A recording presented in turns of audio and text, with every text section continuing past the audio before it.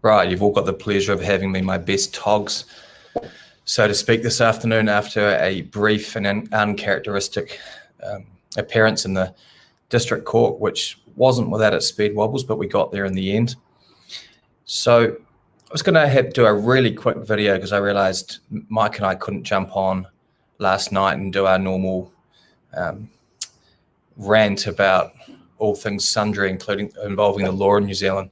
So I thought I'd just do a quick informative video for people buying and selling property, particularly purchasers, around some of the common clauses used in sale and purchase agreements. So finance, first of all.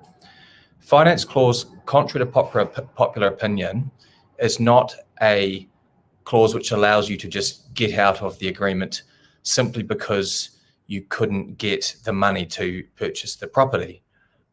On the face of it, that sounds bizarre to say you can't just get out because you couldn't get the money to buy the property.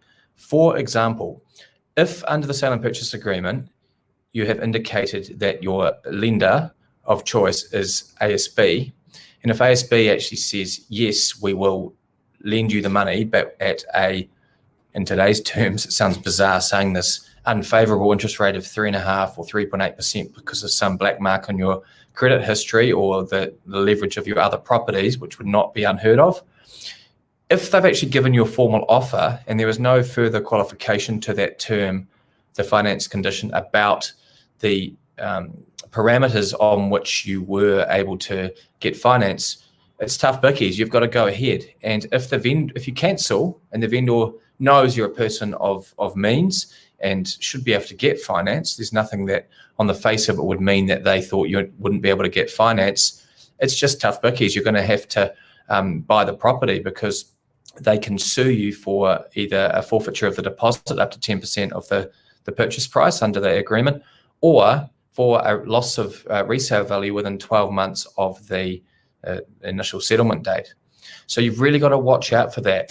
If you've got, excuse me, if you've got reasons for not wanting to commit to purchasing a property and you need an out, due diligence is the only surefire way to be able to get out of the purchase of a property for any reason. And it's wise to even have that due diligence condition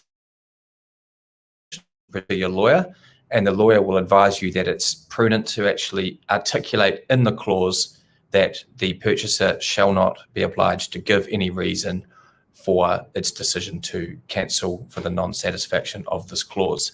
That means that you have an unfettered or completely unqualified, unchallengeable right to get out of the agreement for any reason whatsoever. If it just didn't suit, something happened to you or your partner, you decided that you were going to have a holiday, one of you for 6 weeks off work, or you want to go back to have another kid and go back to that sort of one income situation, you need to be able to have an unfettered right to cancel for any of those reasons outside just a finance, not being able to get finance. So it's definitely a far more, excuse me, a bit of a cough. It's definitely a more foolproof way to cover yourself off in the event that you may be wanting to not necessarily go ahead with the purchase.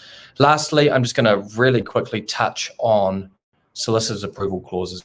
Now, contrary to popular belief and contrary to sometimes what an agent who obviously has a vested interest will tell you, solicitor approval clause doesn't actually allow you to get out just because your solicitor is of the view you shouldn't sign the contract or shouldn't complete settlement. There is case law which is very narrow, which shows a very narrow ambit or a very narrow parameters under which you can avoid or cancel the agreement because your solicitor doesn't approve it. To the conveyancing matters, so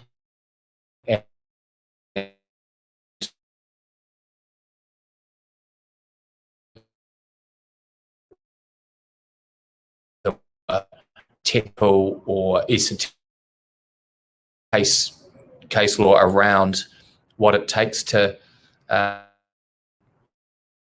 be able to avoid a contract for non-satisfaction of a solicitor's approval clause. Suffice to say, for the purposes of this video, and also being prudent from a macro position into actually, having the best advice at your fingertips when you're actually in a position to contract, just out if you really need to line your ducks up before you sign the contract. You maybe have to get a finance condition in there, but again, like I said at the beginning of this video, finance condition is not a unqualified, unfettered right to just get out for any reason. It's quite narrow, and the only surefire way you'll be able to avoid the contract under a finance condition is if you simply cannot get finance after having gone to every reasonable degree to actually obtain that finance, because that's really what you're contracted to do. You're saying, I'll buy this piece of land or this land in this buildings off you as long as I can get the finance on whatever terms are specified in that clause. Right, cheers guys. 3 weeks till Christmas, not far now, and I don't know about you guys, but certainly been a challenging, interesting year. I've learned a lot, but I'm looking forward to getting through the urgent work for the next 3 weeks, and then super looking forward to putting my feet up for a few weeks. So if anybody is out there needs to get something through before Christmas, give us a yell. We can steer you in the right direction. And yeah, we look forward to hearing from you. Cheers.